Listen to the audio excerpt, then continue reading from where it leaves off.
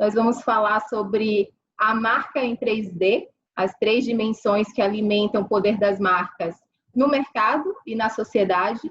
E aí, cada um desses especialistas vai trazer uma dessas dimensões. Então, o Jaime Troiano vai falar sobre propósito, né? Então, tudo que está relacionado com essa energia que nasce dentro das empresas, a sua razão de existir. Na sequência, a gente vai falar com a Rosália, ela vai trazer o tema do guardião da marca, né? Essa pessoa que é responsável aí por proteger esse propósito e ajudar a disseminar esse propósito dentro das empresas. E para finalizar, a gente vai ouvir o Arthur Bender falando sobre posicionamento, afinal, como que isso é traduzido e como que isso é levado para o mercado. Pessoal, a gente quer, nesse momento, falar de algo que talvez mais do que em qualquer outro momento passou a ser muito importante. Propósito é alguma coisa tratada com uma certa banalização nos últimos anos, só que nesse momento, mais do que em outro, é fundamental nas nossas vidas, a vida das nossas marcas, das nossas empresas, né?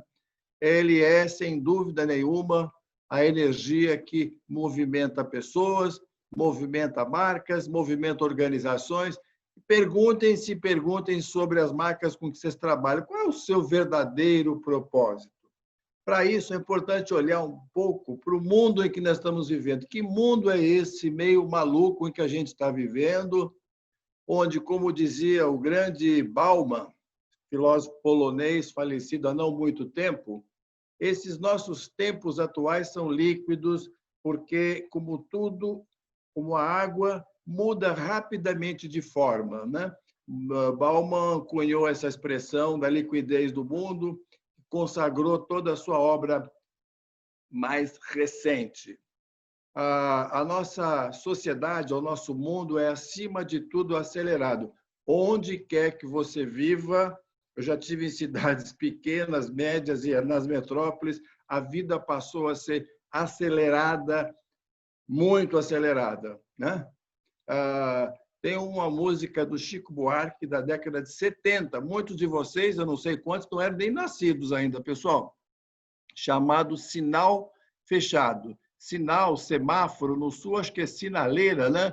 Muito bem. O que é essa música? Essa música é a história de pessoas que se encontram no farol do trânsito. Tem só um pedacinho, depois eu conto o resto da música, porque ela é meia longa. Olá, como vai?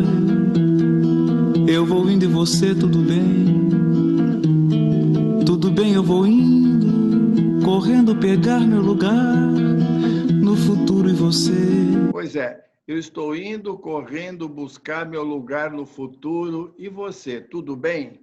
Essas pessoas estão no farol de trânsito, numa sinaleira, no semáforo. E quando o farol vai abrir, eles falam, a gente precisa se encontrar, precisamos beber alguma coisa juntos. E esse momento mágico de reencontro é alguma coisa que, às vezes, na nossa sociedade, poucas vezes acontece. A nossa sociedade é uma sociedade de relações humanas muito fragmentadas, né?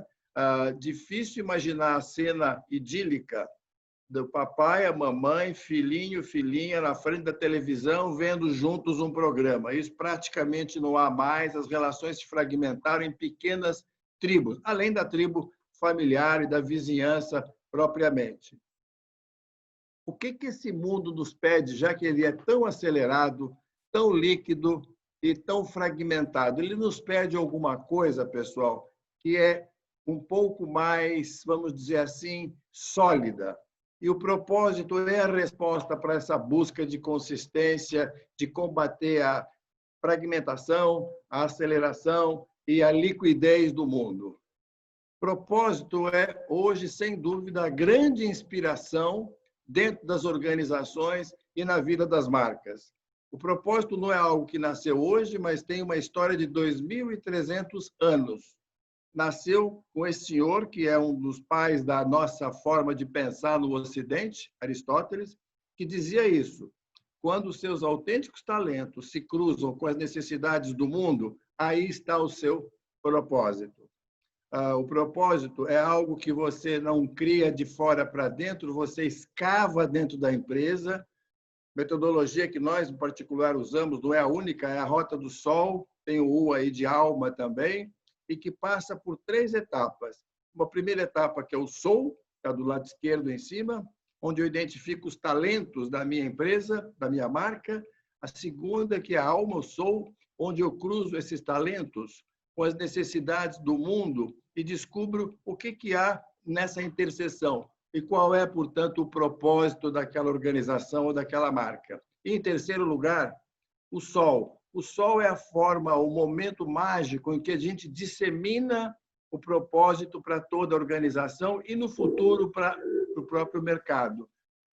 Propósito pendurado na parede não vale nada, não é um quadrinho, ele tem que estar internalizado na vida das pessoas. Eu vou mostrar para vocês um vídeo que conceitua mais do que qualquer outra coisa o que nós chamamos de propósito.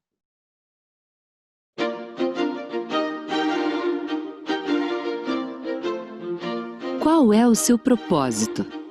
Há 2.300 anos, Aristóteles já nos ensinava. Na intersecção dos nossos talentos com as necessidades do mundo, aí está nosso propósito. Propósito não é o que você faz. Isso é missão. Também não é para onde você vai. Essa é a visão. Ou como você faz. Esses são seus valores. Propósito é o porquê, a razão de existir, de uma pessoa, marca ou organização. Propósito é aquilo que nos motiva a acordar bem todas as manhãs. Vem de dentro, da origem. Propósito não é criado, ele é escavado. Não é um discurso bonitinho. Pede autenticidade, verdade. Vai muito além de um quadrinho na parede. Conecta passado, presente e futuro. Propósito nos dá um significado. É o que nos faz sentir parte de algo maior. Ir além do sucesso para a relevância. Para uma satisfação tão profunda em saber que o trabalho que você faz pode, deve e vai mudar o mundo. Afinal, qual é o seu propósito? Qual é o seu propósito, pessoal? Propósito que, nosso ponto de vista, é tratado dessa forma, está conceituado nesse livro, né? Escrito pela Cecília Russo Troiano, minha esposa e minha sócia, e nele vocês encontram uma descrição muito mais ampla que eu não vou fazer agora durante esses 15 minutos que eu tenho. Mas, para lembrar vocês o que é propósito, imagine a seguinte situação. Uma pessoa no século XII, um garoto, trabalha num estábulo, e o chefe dele diz o seguinte: prepare um cavalo. E ele faz uma tarefa como essa para obedecer chefe. Você sabe como é que é. Chefe é a pessoa que você manda quem pode, obedece quem tem juízo. O chefe é essa pessoa que te pede e você obedece, em geral. O chefe volta depois e diz: olha, não é um cavalo qualquer, hein? É um cavalo que vai ser montado por um grande general.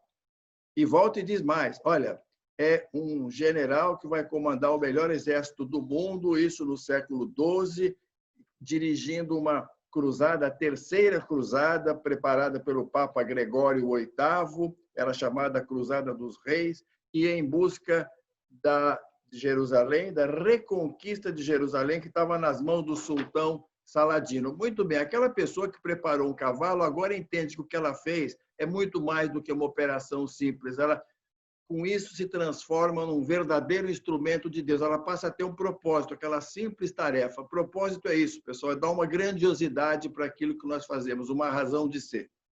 E eu queria terminar deixando 3 recados importantes para vocês. Em primeiro lugar, empresas movidas por um propósito se apoiam em necessidades humanas que são universais. Não se contentem com o mesmo, não se contentem com um gimmick publicitário, com uma frasezinha de efeito, com alguma coisa que se constrói em torno de uma mesa num brainstorming. Segundo lugar, propósito se expressa de forma muito simples. Quando não é simples, é porque você não chegou lá. Ser simples é muito difícil na nossa sociedade, com tanta informação ao nosso redor. O Leonardo da Vinci dizia, no século XVI, isto: a simplicidade é a suprema sofisticação. Hoje nós temos tanta informação que quantos de nós, vamos ser honestos, muitas vezes não ficamos obesos de informação, mas anoréxicos de insights.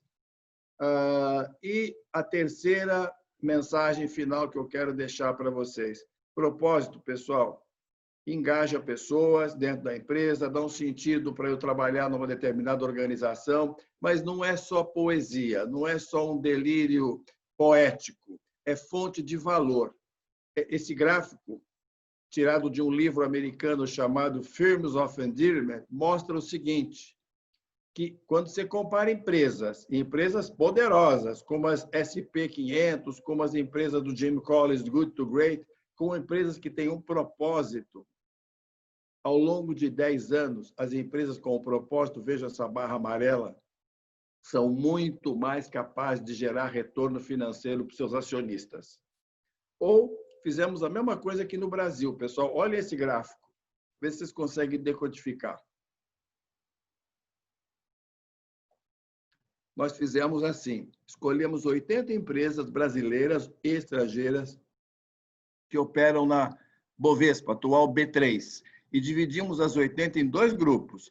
As 40 que têm um propósito mais definido, que têm disciplina para usar o propósito, que fazem do propósito uma ferramenta importante na gestão da organização, e outras 40 onde isso não é tão importante, onde o propósito é tratado como uma coisa marginal. Somamos o valor de mercado das empresas com o propósito, linha amarela, e comparamos com o total de valor de mercado das empresas sem o propósito reconhecido, essa linha meio cinza, né? A diferença é gritante, ou seja, o valor das empresas no mercado, movidas por um propósito, é muito maior. Então, isso é bom para esfregar nos olhos de qualquer financeiro, qualquer contador, qualquer controller numa empresa, para mostrar que propósito é como algo que você põe de um lado, gera resultado do outro. E terceiro lugar, portanto, para terminar, propósito não é apenas alma. A gente fala de alma, às vezes, de uma forma meio descomprometida. Como vocês estão vendo por esses gráficos, propósito é também uma arma que gera resultados no fim do dia. Essa era a mensagem que eu queria passar para vocês. Pensem que vocês estão movidos por um propósito. Que propósito é esse das suas empresas, até da sua vida pessoal, e quanto isso alimenta com energia aquilo que a gente tem para fazer no dia seguinte. Eu queria começar já falando que eu falo em todos os locais onde eu atuo, que é, se eu for 1%, né, de conhecimento a mais na vida de vocês hoje, eu já fico satisfeita, né? Porque eu acredito que 1% tem o poder de mudar 99%, se a gente vai direto na essência, né, e na alma da coisa. Então, linkando com o que o Jaime falou, a gente trouxe essa ideia, né, de o guardião da marca, porque a gente vê pelas histórias das empresas, das corporações, que quando não existe essa pessoa que defende a ideia, né, que o propósito traz, acaba que é um trabalho desperdiçado. Então, eu já trago aqui, né, de cara o quê? O que torna um líder guardião da marca, né? O que diferencia um líder e um guardião? Então, eu vou passar um vídeo para a gente iniciar aqui a nossa conversa. Eu vou pedir para o Jaime se ele pode passar aí para a gente. E aí depois a gente retoma a apresentação para mostrar, uma cena de um imperador com um general. Ali no filme, alguns devem conhecer aqui o Gladiador, e aí o César está tentando passar o bastão para o general, né, para o Maximus. Então, trazendo aqui qual é a diferença, né, pegando o exemplo do vídeo, entre líder e guardião. O líder, ele lidera pessoas e equipes e as direciona, né, para cumprirem suas missões. Ele serve à empresa, ele tem espírito de servir. E ele serve também às pessoas, ele não tem medo, não tem vergonha, ele não tem problema, né, de ego para ele estar ali servindo as pessoas. Então, ele comanda, ele tem autoridade, ele gera influência. Agora, se a gente fala de guardião, né, além de ele cumprir o papel do líder, de ele ser ali o gestor, a estratégia, tudo que a liderança faz, ele protege, né, defende e propaga o propósito e os valores da marca, porque realmente ele acredita, né, ele se identifica com aqueles valores daquela empresa, ele se identifica com o propósito e por isso entre aspas, ele compra aquela briga, porque se a gente falar da mesma forma, né, que o Jaime colocou, que propósito não é só um quadro na parede, o propósito também não são só flores, né? Então, a gente vai ter aí vários desafios para a defesa desse propósito numa empresa. Então, se a gente pega numa pirâmide, né, uma pirâmide de hierarquia dentro de uma empresa, a gente tem o guardião do propósito, é o idealizador, né, daquela ideia que iniciou ali acreditando que alguma coisa podia ser construída, a gente tem vários exemplos, né? A gente tem os CEOs e diretores, os coordenadores e supervisores, os colaboradores e os stakeholders. Então, o que são os stakeholders? São os, né, os vários pontos de contato da nossa marca. Então, se a gente pegar de baixo para cima nessa pirâmide, desde o cliente final, até todas as pessoas que têm contato com a nossa marca, né, parceiros, fornecedores, e, né, indo para os coordenadores, CEOs e diretores, a gente chega no guardião. Então, eu entendo que é um ciclo virtuoso que pode se criar dentro de uma empresa quando a gente faz esse trâmite, né, tanto de cima para baixo, quanto de baixo para cima, mas precisa ter lá em cima essa pessoa que defende firmemente essa ideia, né, que está ali com a espada fincada realmente, fazendo uma analogia, pronto para combater os desafios, tudo que vai aparecer ali para a defesa desse propósito. Então, como que ele faz, né? Como que o guardião faz, né, para defender esse propósito? Ele é fiel realmente ao propósito da marca, ele tem autoconhecimento, né? Ele sabe quem ele é e ele entende o papel que ele ocupa, tanto dentro da empresa quanto no mundo. Então, por ele se identificar e ele saber que ele está ali para cumprir um papel que é muito maior, né, do que está ali no script das missões dele, das funções dele dentro da empresa, vamos lembrar que além das funções práticas, ele também faz as funções da alma, né, a gente pode dizer. Então, ele é congruente aos valores pessoais, incentiva as pessoas também a serem fiéis aos seus valores, né, porque ele sabe que se as pessoas também não tiverem dentro delas esse forte sentimento de cumprirem o propósito da empresa, porque é conectado com o que ele acredita, com quem ele é, né, na verdade, com a essência dele, ele não consegue cumprir bem esse papel, então ele vai deixar a desejar. E a gente tem visto aí hoje no mercado que a gente tem tido menos guardiões e mais CEOs e mais líderes, né? Então, a ideia de trazer isso aqui hoje para vocês também é para a gente resgatar, fazer esse resgate, né, de sentimento, de essência, para trazer para cá. Então, ele respeita e se identifica, né, então, com as crenças da organização também. E para quem que ele faz isso, né? Para ele mesmo? Não. E também para aquele momento que ele está vivendo, também não, né? Então, se a gente pensar no foco do guardião, ele sabe que muitas vezes o legado que ele vai deixar, ele não vai usufruir desse legado. Ele sabe que ele está criando e construindo alguma coisa que pode ir além do tempo dele, né? Então, ele vai deixar um legado para a sociedade, para o mercado. Porque, de fato, né? Por que ele faz isso? Ele não conhece outro caminho. Ele não tem outro caminho para percorrer a não ser esse. Porque ele tem esse senso de integridade, né, muito forte. Então, ele sabe que ele precisa fazer aquilo por ele e por outras pessoas também. A gente tem um case de sucesso aqui no Brasil, que é a Luísa Helena Trajano, né? Ela é uma super empreendedora, ela aumentou agora em bilhões né, a fortuna dela, inclusive. Eu peguei essas notícias aqui recentes, para falar para vocês, assim, rapidamente o quê? Que ela é uma pessoa que ela defende muito os valores que vieram desse guardião lá do topo da pirâmide, que é a família dela. Então, ela não se corrompe, né, nesse meio do caminho, apesar dos desafios. Então, ela realmente traz esses valores, vive esses valores no dia a dia da empresa, da porta para dentro e também da porta para fora. E com isso, naturalmente, a gente sabe que todo guardião, ele inspira também não só o mercado, mas também todos que estão fazendo parte ali daquela empresa. Então, assim, o guardião, ele abraça a causa da marca, né? E ajuda o líder a amar a sua liderança. E os liderados a confiarem nos seus líderes. Então, ele faz, né, tudo isso que acontece, né, nessa caminhada desse guardião, de abraçar fortemente essa ideia, faz com que eles, né, os líderes se transformem em verdadeiros guardiões da marca, né, de uma forma muito genuína. E aí, para trazer aqui para vocês, eu trouxe 3 líderes que eu admiro muito, né? O Obama, ele diz o seguinte, que se não estivermos dispostos a pagar um preço por nossos valores, né? E se não estivermos dispostos a fazer alguns sacrifícios para realizá-los, então deveríamos nos perguntar se realmente acreditamos neles. Então, aqui a gente vê muito fortemente a congruência dele com os valores dele. Quem acompanhou a trajetória dele, né, no governo americano, pôde perceber isso. E isso era levado tão fortemente para a família dele que inspirou várias pessoas a abraçarem várias causas, né, que eles abraçaram. O Bernardinho também é uma grande referência, né, no Brasil. Ele defende essa ideia do esporte com muita qualidade, né, com muita garra, com muita força, com muito entusiasmo. Então, ele fala que qualquer pessoa de sucesso sabe que é uma peça importante, mas sabe que não conseguirá nada sozinha, né? Então, eu acho que é essa ideia que eu já coloquei para vocês, de que a gente precisa incentivar e inspirar e engajar todo mundo nessa ideia, né, de todos serem guardiões da marca. E Mahatma Gandhi, né, admiro demais a história dele, a força não provém da capacidade física, vem de uma vontade indomável. Então, se a gente pegar a história, né, dos grandes guardiões da humanidade, das grandes figuras dentro das empresas, das corporações, a gente vê que tem uma paixão muito grande, que eles dão muito significado e que eles abraçam esse propósito com muita vontade, né? Então, além da vontade, eu gosto de dizer que a gente tem a ação e por trás da ação a gente tem a intenção, né?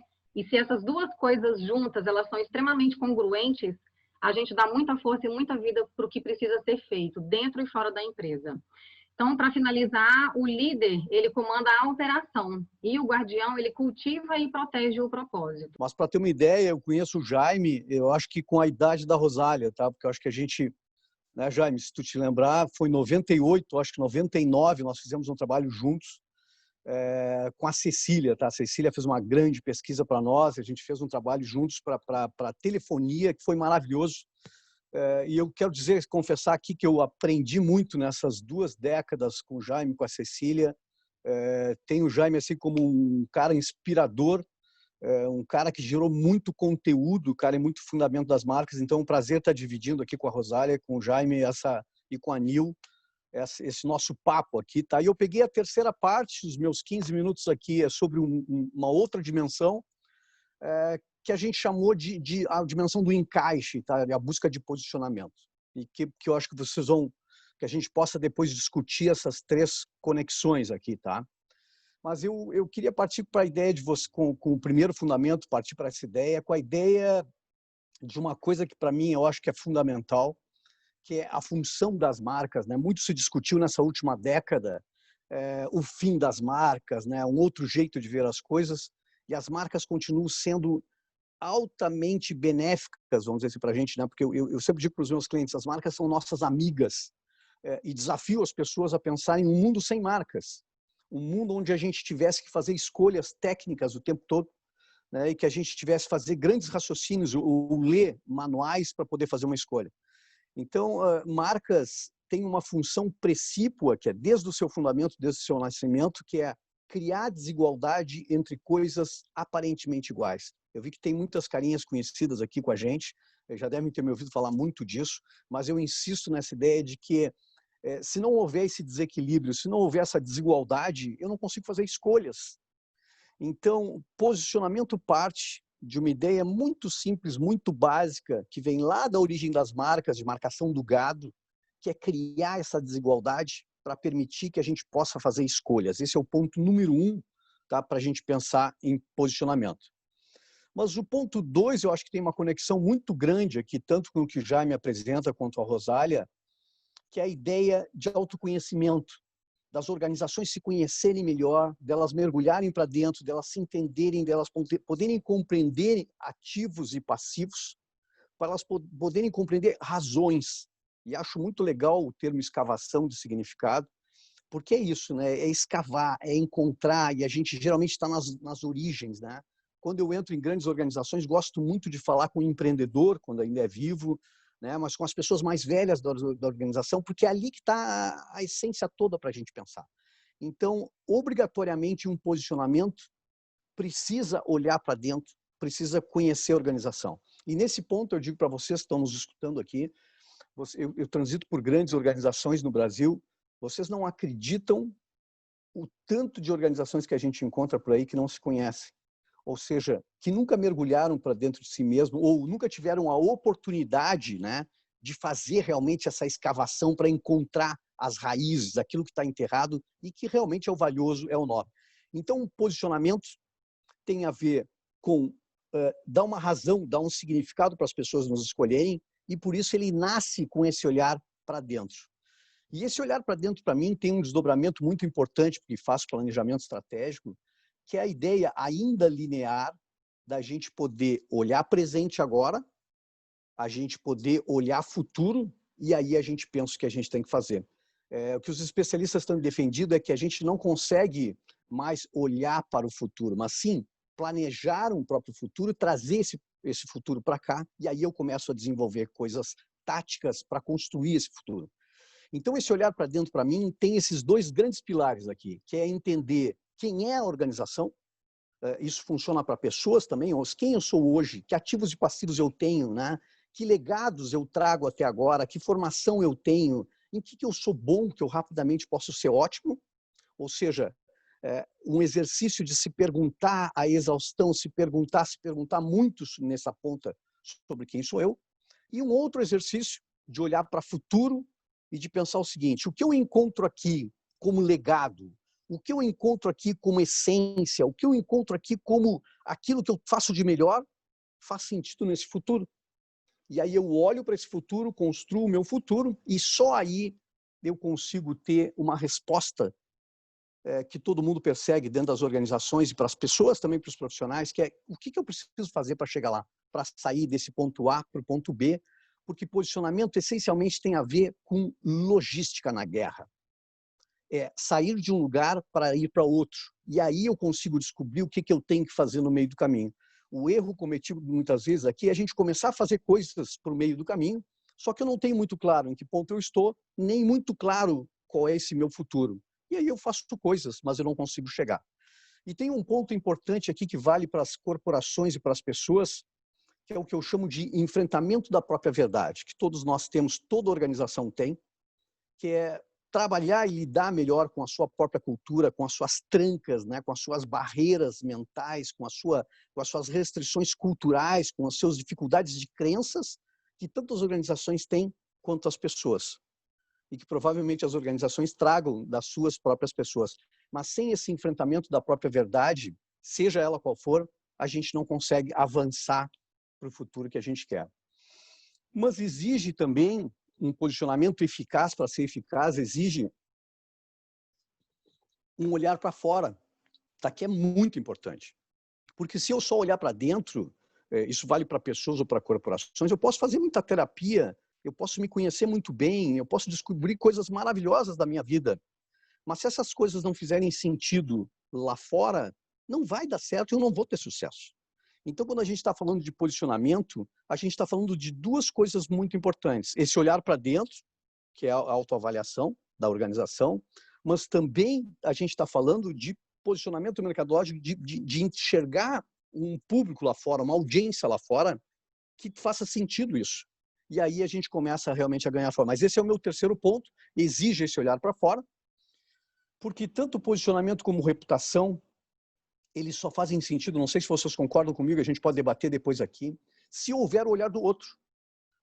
Eu vou lembrar para vocês, talvez alguns não tenham sido nascidos, mas na antiga União Soviética a gente tinha um carro chamado Lada, né, que era o carro predominante na União Soviética. Esse carro só fazia sentido lá porque não tinha outra opção. Então ele fazia sentido. Agora, quando eu preciso quando eu tenho outras opções no mercado, eu preciso olhar para esse mercado. Ou seja, reputação só tem importância na minha vida porque existem outras pessoas me olhando, entende? Então eu preciso considerar esse olhar lá. E eu gosto muito da ideia, para a gente discutir depois, de que é quando eu olho para os iguais a mim, ou quando eu olho para os semelhantes a mim, ou quando eu olho para a concorrência da minha organização, é que talvez eu consiga compreender melhor as minhas próprias singularidades. A minha própria identidade, muitas vezes, só se revela quando eu vejo o outro e eu consigo comparar o outro e consigo me entender. As pessoas só conseguem fazer comparação entre organizações porque elas conhecem outras coisas. Quando a gente pensa no Cirque du Soleil, que passa hoje, que é um puta case, né? Mas a gente só consegue compreender a genialidade do Cirque du Soleil, que passa por dificuldades nesse momento por conta da pandemia, quando a gente lembra de circos e quando a gente lembra de teatro. Agora, se a gente não conseguisse, a gente só consegue entender a oposição de Cirque du Soleil porque a gente tem a tradição, senão a gente não consegue compreender. Então, o posicionamento passa por olhar para fora, por estabelecer esses pontos. Mas o posicionamento é muito interessante, eu acho que aqui tem uma conexão muito grande com os meus dois amigos aqui, é de que um posicionamento nasce como uma arvorezinha muito fraquinha, que a gente tem que cuidar com mesmo muito carinho, como a cara desse menino, que ele é uma intenção. É como se fosse uma grande bandeira que eu levanto para a organização e principalmente internamente e digo, pessoal, o caminho é para lá. E isso, eu não usei algum vídeo de militares, mas gosto muito dessa ideia, de que um posicionamento funciona exatamente como uma bandeira, né? As tropas, que tinham milhares de pessoas, elas olhavam para grandes flâmulas para poder entender onde é que estava o início da coisa e eu me juntar àquele grupo. À noite se usava tambores e se usava fogo. E isso significava manter a tropa unida, que metaforicamente é o que nós estamos falando aqui, para que todo mundo pudesse ir no mesmo sentido, trilhando a mesma coisa, com os mesmos valores, com o mesmo olhar. Eu gosto muito dessa figura aqui para explicar isso, e eu diria para vocês que toda organização nasce com objetivos, com sonhos, com desejos e com vontades, que é o que está à esquerda dessa menina. Quando eu não consigo enxergar claramente esse posicionamento lá na frente, sabe o que a gente vê dentro das organizações? A gente vê reuniões de acionistas e reuniões de diretores, que eu já presenciei muitas vezes, onde todo mundo discute para ver quem é que tem razão, e não para ir para o mesmo lugar. Então, eu acredito que um posicionamento permite que as pessoas todas olhem para esse mesmo futuro e discutam com base técnica em como a gente vai ir para lá. E, geralmente, às vezes, pessoas muito bem intencionadas, mas com crenças, com valores, com olhares diferentes. Então, um posicionamento acende essa bandeira para colocar lá na frente. Mas o importante, se a gente só colocar essa bandeira lá, a gente periga ter alguma coisa muito fria, muito mercadológica, que as pessoas não sigam. Então, eu gosto de dizer que o propósito está exatamente aqui no meio, nessa razão para acreditar. Porque a razão para acreditar justifica os sonhos, os desejos, a vontade. E, ao mesmo tempo, dá sentido nessa caminhada, é um reason to believe para a gente conseguir chegar nesse ponto lá na frente. O meu quinto ponto é de que posicionamento é algo que nasce dentro da organização, e eu diria que posicionamento nasce em cima dessa força do porquê, do propósito, ela nasce com significado, mas ela o posicionamento só vira algo real, algo tangível, algo crível, quando ele abandona a casa do pai, né? E ele vai para a luta, porque onde ele tem que habitar é a mente dos nossos públicos. Por isso que um posicionamento requer que eu saiba muito bem quem é a minha audiência, porque é onde a minha marca precisa estar presente, é lá. Então, ela nasce como intenção e eu faço uma orquestração dos sinais no mesmo sentido para que ela se consolide na mente dos meus públicos, de todos os stakeholders lá. Então, o meu sexto ponto e penúltimo ponto, ele diz respeito a foco. E eu posso garantir para vocês, nesses meus 35 anos fazendo branding, e pelo menos os últimos 25 anos planejando, de que boa parte das organizações fraqueja por falta de foco. E que a imensa maioria de nós, profissionais do mercado de trabalho, fraquejamos por falta de foco. A gente gosta de fazer tudo, a gente gosta de parecer bem em todos esses pontos, né? E a gente acaba não representando absolutamente nada. Então, eu acho que quando o posicionamento se junta com o propósito, é quando a gente coloca quase como obsessão da vida da gente, ou seja, o propósito vira a vida da gente, e por isso o posicionamento fica claro quando eu domino um tema, quando eu domino um tópico, quando o mercado pensa em alguma coisa e lembra da minha organização. Então, aí a gente tem um posicionamento realmente eficaz e um posicionamento com foco. E a gente podia pensar em todas as razões, os especialistas defendem a ideia de que diferenciação não é tão forte quanto atitudes distintivas. Eu respeito tudo isso, mas eu tenho afirmado dentro das organizações que o que a gente mais precisa cuidar hoje é coerência. Todas as organizações expostas em muitas plataformas, com muitas possibilidades, e é muito comum a gente olhar a publicidade e dizer uma coisa, o release dizer outra e o presidente dizer outra completamente. E quando não dizem textualmente, a gente vê que a narrativa não é consistente, que a narrativa é fragmentada ou que muitas vezes é esquizofrênica porque diz coisas contraditórias. Então eu diria que um posicionamento forte hoje exige coerência da organização de fazerem a orquestração dos sinais todas no mesmo sentido. Esse é o trabalho fantástico do branding hoje a ser feito dentro das organizações. Por último, fechando o meu tempo, eu diria para vocês que eu tenho refletido pelo menos nos últimos 3 ou 4 anos sobre a ideia de encaixe, que parece uma palavra tão simples. Eu acho que a gente vai ficando velho, né, Jaime? A gente vai se imbricando em alguns pontos, e eu penso muito sobre encaixe, porque acho que o posicionamento tanto das empresas quanto das pessoas precisa pensar nisso. Esse encaixe que é a descoberta do sentido, a descoberta do significado, do que eu vim fazer aqui na Terra. Existem muitas organizações que não vão vencer porque simplesmente acreditam ainda que fazem produtos, né, ou que entregam serviços, mas que não têm nenhum significado. Então, eu acho que é aqui que existe uma cola fundamental entre o que eu sou dentro da organização e o meu porquê que me faz levantar da cama de manhã e aquilo que eu corporifico no mercado, aquilo que eu represento no mercado, que é o meu posicionamento. Quando eu tenho essas duas coisas realmente fortes, eu sou imbatível. E eu fecho, é o meu último slide aqui para a gente fechar dentro dos 15 minutos. A ideia... Me desculpem. Que posicionamento, esse encaixe tem a ver com realização. Não só a realização das pessoas, mas a realização das organizações. Então, posicionamento tem a ver com obra, com construção de obra. E eu gosto muito dessa ideia do Jim Collins, que está aqui à direita, de buscar uma intersecção, ele chama de teoria do porco-espinho. Quando a gente consegue juntar excelência em alguma coisa, propósito e paixão, e a gente transforma isso em motor econômico da organização. Então, toda organização que consegue buscar essa intersecção aqui fica realmente imbatível, porque ocorre uma transformação dentro da organização que eu acho maravilhosa, que é a gente não conseguir encontrar mais a divisão, né, o território entre trabalho, aprendizado e diversão, que o Domênico de Masi diz que é o nirvana do ser humano em termos de realização. Eu vejo isso tanto para organizações quanto para pessoas. Derrubar as fronteiras entre aprender, trabalhar e se divertir. Eu acho que é aí que propósito e posicionamento se encontram com um fim maior, né, da gente encontrar essa razão para a existência tanto das nossas organizações quanto das nossas vidas, tá?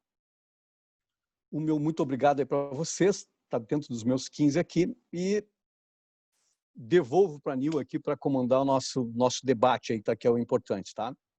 Gente, eu só queria agradecer a todo mundo que ficou aqui até agora, que acompanhou esse encontro até o final.